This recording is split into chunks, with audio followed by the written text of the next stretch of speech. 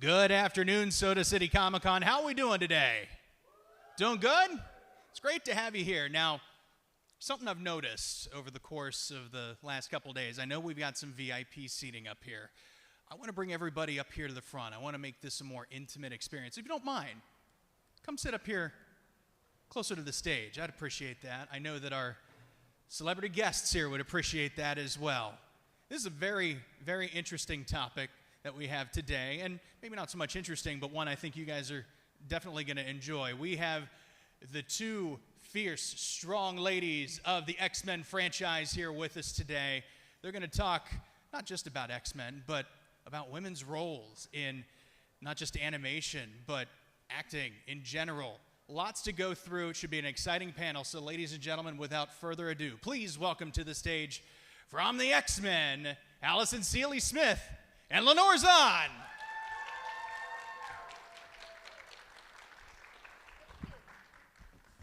Thanks, Sugar. It is so great to have you here. How's your experience been this weekend so far? Absolutely fantastic. It's and what makes these cons that we do as exciting as they are, it's not when my daughters ask me when I go home and they want to know, what was it like, Mom? What was it like? And I go, well, the hotel was just like the last hotel, and the convention center was just like the last convention center. But oh my goodness, the people, the people. So it's the fans that each and every time fill my heart and make it an absolutely fantastic experience. I've seen some of the fan interactions so far, and it's got to be humbling too, especially when you can bring fans to tears, like the kind of impact that your characters have had on these people growing up, getting them through hard times. It's got to be such a humbling and wonderful experience. Yes, it is. And, I would echo my dear friend Allison here and say, we created these characters based on the comics. We didn't really have much to go on other than a short description of the characters and a picture of them. Mm-hmm. And then to hear people tell us now that we made their childhood and that when they read the comics they hear our voices for the last 30 years is pretty overwhelming. And I like to say, well, I've been living rent-free in your head for 30 years. I guess I should be paying you.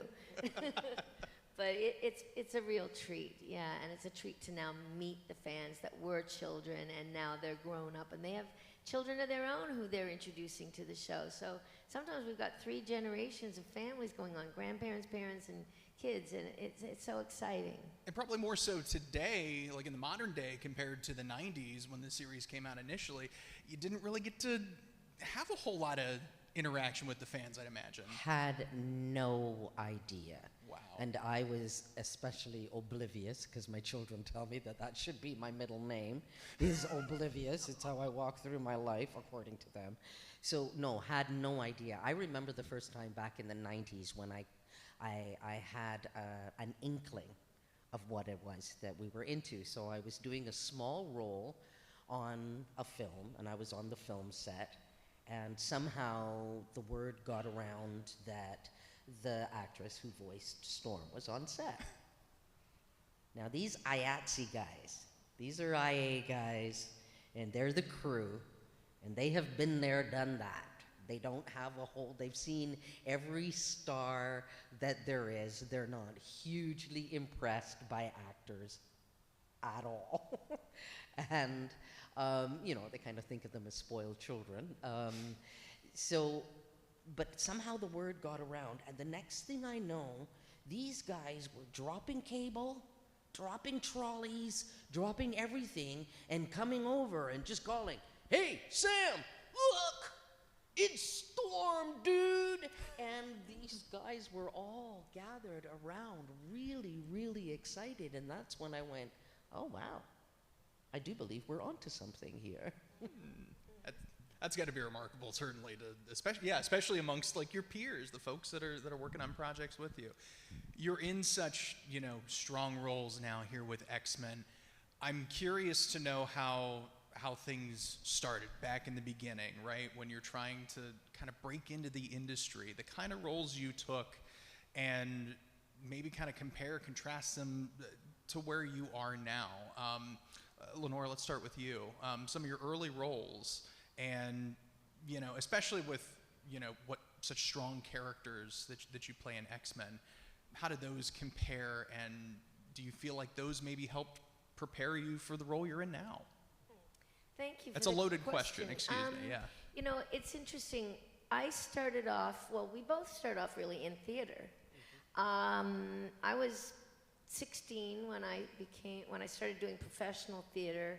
17, I became like a card-carrying member of Canadian Actors Equity, doing small roles in theatrical productions.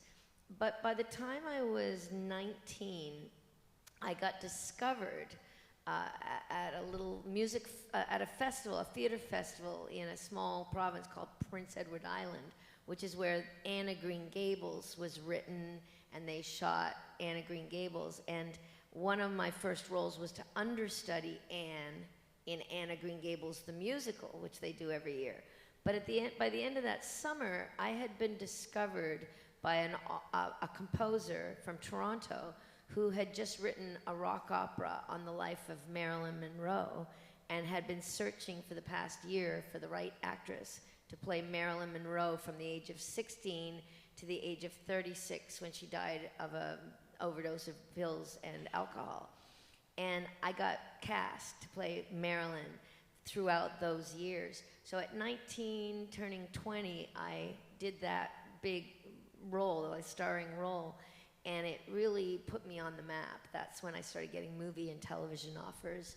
And then I didn't really get it. I didn't do any voiceover stuff till I was in my early 30s. I started around 30, and at 31 was when I got cast as Rogue. And it was only my second animation series. So, coming from playing a role like Marilyn Monroe, who's a very complicated character, and she's very vulnerable, she's very lonely, she really is searching for love in all the wrong places. And so there are some similarities with Rogue there, but I tend to really like to play complicated, emotional characters, and Rogue is definitely one of those. Mm-hmm. Alison, what about you? Our journey has its similarities, and yet it was quite different, I guess. I also was lucky, although it was also a decision on my part, that theater was going to be my thing. Mm-hmm. And because theater was going to be my thing, I got some really good roles. I never had to do this is how I need to look. I'm not going to play with this voice. I'm not going to play the young ingenue. So there were lots of things that were sort of out for me. But the road that I took through it, I started out in community theater, and it was all about theater for social change. And I have done, back then in my early 20s, I did shows about every social issue known to humankind. We did anti-homophobia stuff, we did anti-poverty, anti-homelessness, anti-racism stuff, we did stuff about spousal assault, and so that's where my grounding came from. And then I started going on to the main stage, mostly because when I was in the late 80s and the early 90s, around this time when X-Men was starting too, women were assuming positions of power within theater companies. And it was most of the big chances that I got on stage were because women invited me in. But I do think it was, so between playing Titania a lot in Midsummer Night's Dream in Shakespeare, which sort of gave me that queenly regal thing that I could do, and then it was just the work for social change that was the foundation of everything I did, that prepared me for the X-Men, who against all odds just want to try to make the world a better place. Wow. How important is it now still in the modern day that we have such strong female leads? Especially when you think about, I mean, there's a couple of aspects to look at it from the, fictional kind of looking on, entertainment portion of that, but also the young aspiring actresses that are looking to get their foot in the door. I guess kind of a complicated question to ask, but more so, like, how have there been any major, like, changes, progressions, things that you have noticed over the years, kind of like you had mentioned with, in the late 80s, early 90s, theater managers, producers of who are women coming into power? Do you feel like that has only improved? Do you think we need to see more of it? I would love to get your thoughts on that. Do you want to go first, or Sure. You go first? There has been a lot of change, and it has all been positive. Is it enough? Has it happened fast enough? Is there a lot more work to be done? Yes, there's a lot more work to be done. But yes, sometimes I do get a little... I remember when I heard some young actors of color, and they were talking about, well, nothing's changed. There's no roles, and they want us to do this, and they want us to do that, and they're only interested in, ghetto this or ghetto that, and these are the roles that are available to me as a young black male actor. They're going to want me to be a drug dealer or whatever, and they're really reaching for something else.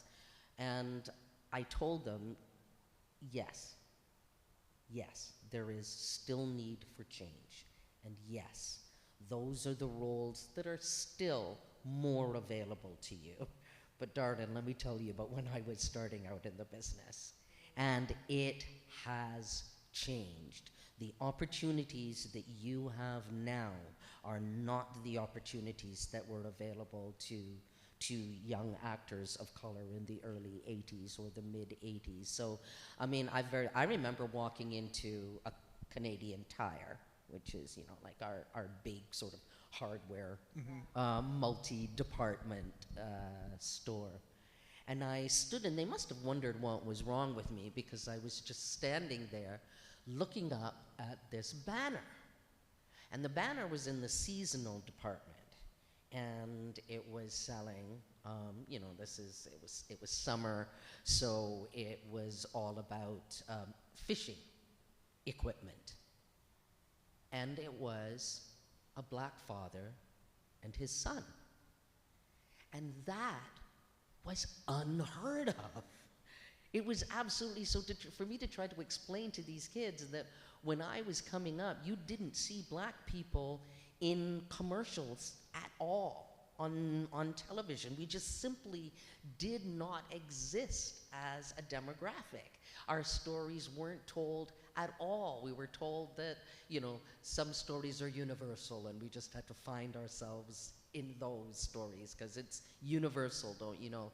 And there I am looking up and going, my goodness, they are selling fishing equipment to a mostly white demographic, but with a black father and son. And I thought, yes, it's moving, and as much as we need to just continue knocking on doors and saying this still has to happen, we also have to acknowledge the positive gains that have been made, and never ever forget that we stand on shoulders of people for whom that kind of advertising simply didn't exist at all. Mm-hmm. I'd like to add on to that too. When Alison and I were growing up, you didn't see dolls that weren't white Caucasian dolls being mass produced either. The Barbie dolls and all of those things. And I remember even when my young niece was little, and my sister had gone and adopted a little girl from China. And so we had this beautiful, sweet little Chinese girl in our family. And so I wanted to make sure I got her a doll that reflected her. So it was great to be able to do. I was living in New York at the time, doing theater in New York, and I went to American Girl Dolls because they had dolls that were from different countries, nationalities, and they had various different skin tones and different eyes.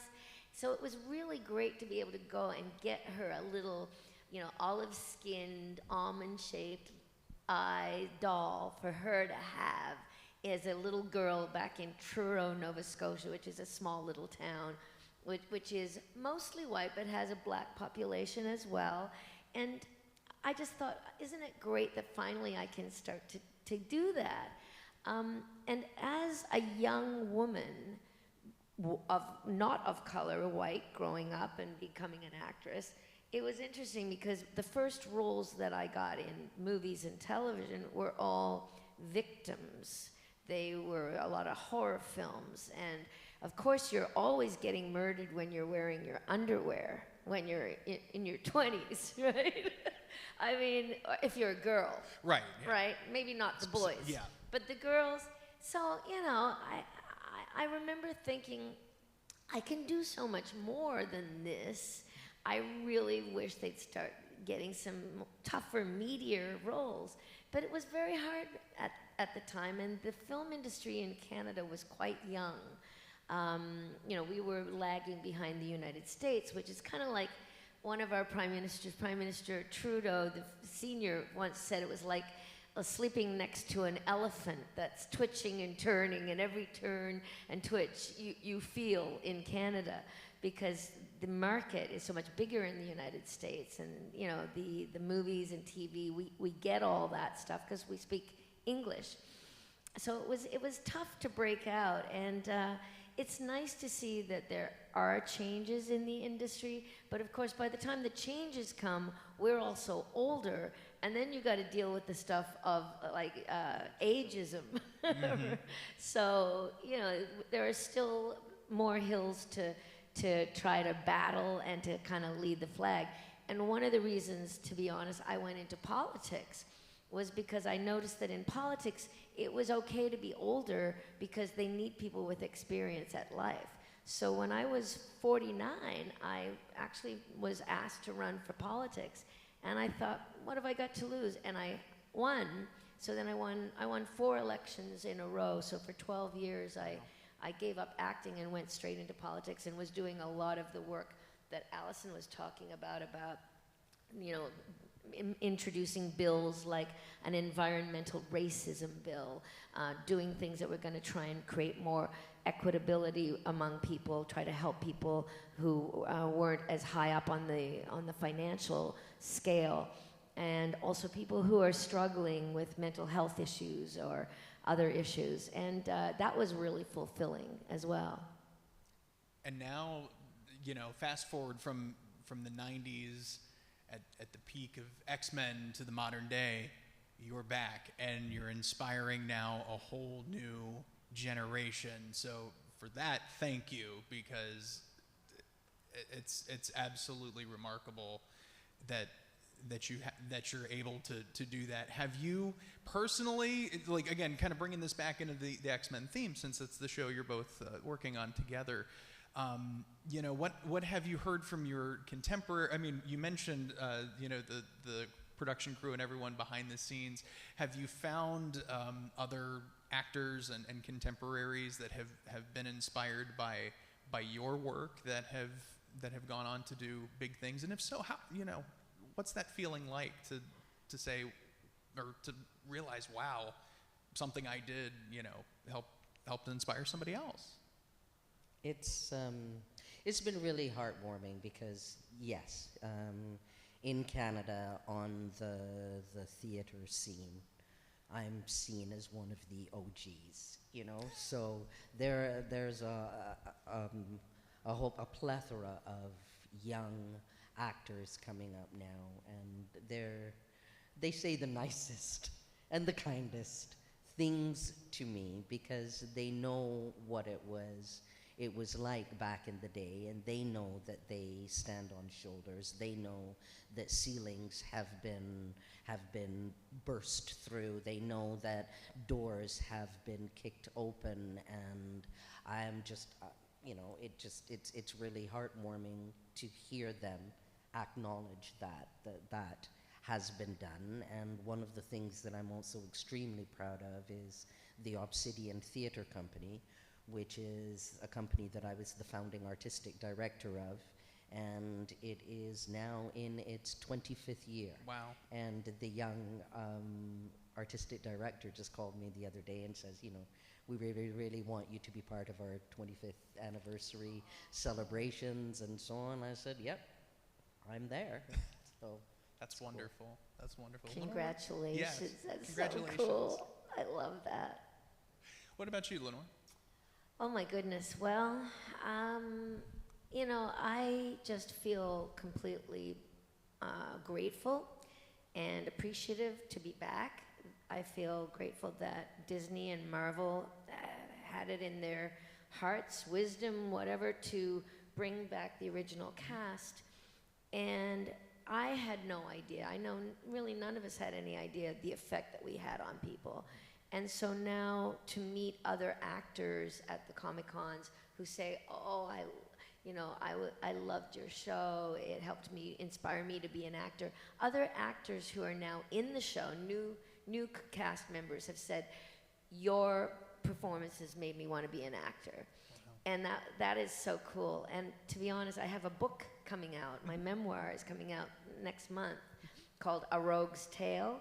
And it's kind of like my origin story. And in it, one of the little passages, I talk about being 12 years old and being taken over to Prince Edward Island by my parents, where I got to see Anna Green Gables, the musical, which I had no idea that eventually I would be understudying Anne.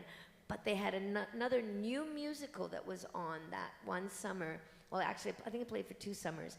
And there was this actor on stage. It was a rock opera written by the same guy who did the Marilyn Monroe rock opera several years later. But the rock opera was the musical version of Hamlet. Wow. And the person who was playing Hamlet was an actor named Cal Dodd. And I was 12, and I was watching it, and I went, that's what I want to do when I grow up. And now here I am working with him, and he's my Wolverine. That's so cool. Isn't that cool? You never knew that, Allison? I didn't know that story. Oh, wow. That's excellent. Wow. Thank you for bringing that one in. Yeah, I of course. didn't know. That's remarkable. Wow. Incredible. I want to take maybe a couple questions here. We got a few minutes, and I want to take some questions here from the audience. Wow, that's mind-blowing. And so if you have a question that you'd like to ask our ladies of the X-Men, please raise your hand. Yeah, don't be shy at all. My friend Lauren's going to come around here with the microphone. We've got one right up here in the very front row. Sir, if you wouldn't mind, tell us your name, where you're from. My name is Miller. I'm from Macon, Georgia, a few hours south of here. I'm literally just here for you, Lenore. Absolutely. You also did Rogue's voice in the video game for X-Men vs. Street Fighter. Would you say that recording for a video game is different from recording for film? You know, it's not that much different. There are fewer lines, and a lot of this session is spent doing what we call fight walla. So, you know, doing the noise, imagining what it's like to be in a fight. And I still remember one of my earliest recordings of X-Men, the animated series, when, you know, you're imagining all this. You read it on the script, and then you have to imagine it. You don't see anything. So you really have to have a good, strong imagination. And I remember we were in some battle, and they said, okay, Lenore, you're flying through the air, and then you get hit by something or somebody, and so then you have to react to that. And then you're pushing forward again, and now, you're in this whirlwind of, a storm was there somehow. We were all battling together, and there's this tornado thing going on, and you're going around and around in the tornado thing, and then you're coming down, and you're almost hitting the ground, then you're going back up again. Well, you try doing, but to be honest, as kids, didn't we do that kind of thing? Didn't we, imagine that? We were in these imaginary battles and doing all this kind of stuff. So I do kind of liken it to being a child playing and getting paid for it. It's a pretty good job. Yeah, that's the important thing, is getting paid for it. We have another question on this side of the room. Thank you, Lauren. Hi, yes. I'm Emma. I'm from Lexington. So I was just wondering, like, as women, like, is it, I don't want to say, like, more difficult to get, like, roles like superheroes, but, like, what is it like to be, like, a woman in, like, a superhero role?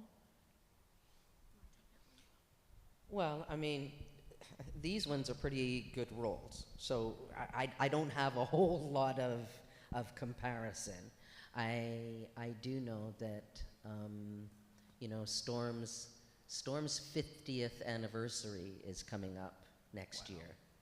She first appeared in 1975, and so I do think that that was extremely forward thinking at that point to have a role like this.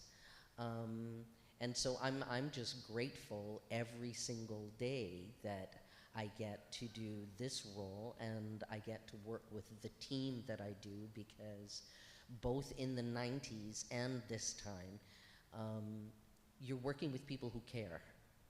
They care about the characters, they care about the stories, and they are really true and respectful of the source material, and the source material is so strong. So I don't know in a lot of ways what it's like in the world of superheroes.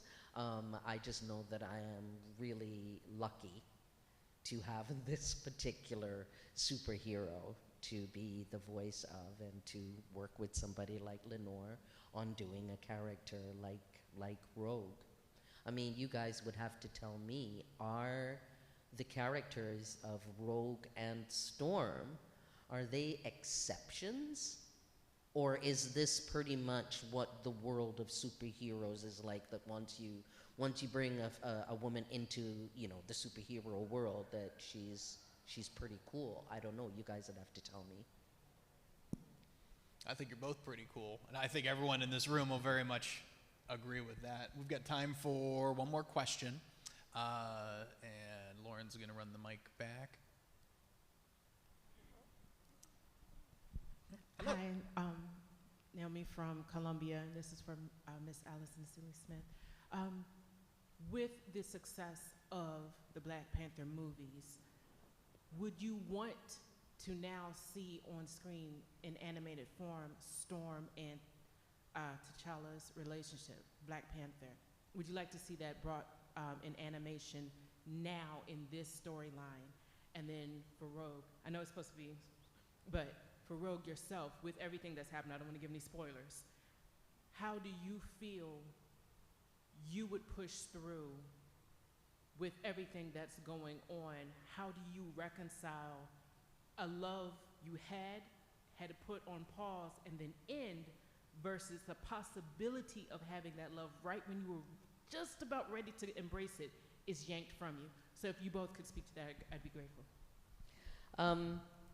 Of course, I'd love to see Storm and T'Challa together. I think it would be a great storyline, but I'm also still fascinated by the possibility of what's going on with Storm and Forge. I think that's a really, really interesting combo, and I have no idea really what they intend to do with it and how far they're going to take that storyline. But yes, I'd be interested in exploring that. I mean, I do have a couple of ideas in my head in terms of things that I would love to see Storm do, and a lot of them have to do with her going back to Africa and trying to explore what that was about when she was taken out of Africa and sort of told, no, you're not a goddess, you're a mutant. And I'd just love to get back and to be able to explore that some more. And certainly if T'Challa figured in that exploration, I'd be up for it. But I think there's a really rich vein of storytelling still to be mined in terms of her magical heritage and in terms of her African heritage. I want to see that too. Yeah. I'm very fascinated with the Storm Forge relationship as well. And I think to have our indigenous peoples represented in animation is such an important thing as well. When it comes to Rogue and Storm doing, I mean, I'm always interested in crossovers. So in the 90s, we got to do a crossover with Spider-Man. And so just recently, I got to meet the new writer, director, producer, and showrunner for the new Spider-Man series, which is called Your Friendly Neighborhood Spider-Man. It's going to be really good. I saw the trailer, and it's so good. And so I said to him, wouldn't it be nice if we could do a crossover with our characters, you know, like we did in the 90s? So we're putting that out there to Marvel right now, saying, wouldn't that be fun if we could do some kind of crossover? And they are doing a Black Panther animated series as well. So who knows? Maybe there will be some opportunity for some crossover there. And I'd say we're open for that anytime. And Rogue and Gambit, well, it's a story. Let's let it play out. You know, right now Rogue is at a crossroads, really. You know, she's lost the person she realizes is the love of her life and her soulmate. And she's on, you know, a mission to try and get some kind of closure for that. And also, it's interesting, a little 6-year-old girl fan told me the other day that she loves our show. It's her favorite show she's ever seen. She's 6 years old, and that she said she's watched episode 5 6 times. And I said, wow, wasn't it scary? And she said, no, it was exciting. And I said, well, did it make you sad, you know, when Gambit died? She said, oh, yes. She said, I felt very sorry for Rogue because she lost both of her boyfriends from the mouths of babes. Oh, yes. Well, ladies, thanks so much for taking the time. Before we depart here, any big projects coming up that you'd like to talk about? I'll just like to mention again my book, A Rogue's Tale, will be coming out this fall, and you can pre-order it on Indigo, so indigo.com. Eventually it'll be on Amazon. And I have a couple of movies coming out, one that is called The Legend of the White Dragon, and that is the Jason David Frank's last movie that he made before he sadly passed away. That's coming out this fall. And next year, I have an animated feature film called Space Bears that's for children, and it's a musical. So I get to sing in it, which I do sing. And that one's about little bears from outer space who go around to dying planets and try to help save the planets and teach their inhabitants to protect and preserve their environment. Wonderful. Yeah. Allison, how about you? We have 2 pigs up on the farmstead. One of them, and the girl's pregnant, so I'm looking forward to baby piglets. So that's my big upcoming project, is my manganista pig babies. Oh, there you go. Ladies and gentlemen, Thank Alison you. Sealy-Smith and Lenore Zann. Give them a round of applause. Thank you Ladies, so much. thank you so much. Coming up here, we'll probably go about 1:05 or so, but Peter Cullen of Transformers fame will be joining us up on stage, so about 15 minutes or so, and we'll see you back here for that. Thanks, y'all.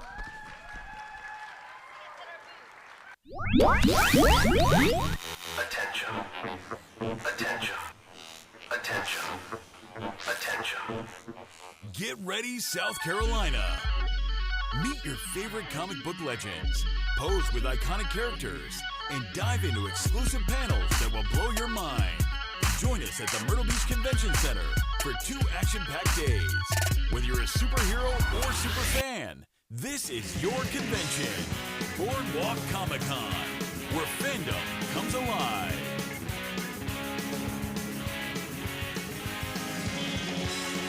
Surf's Up Comic-Con.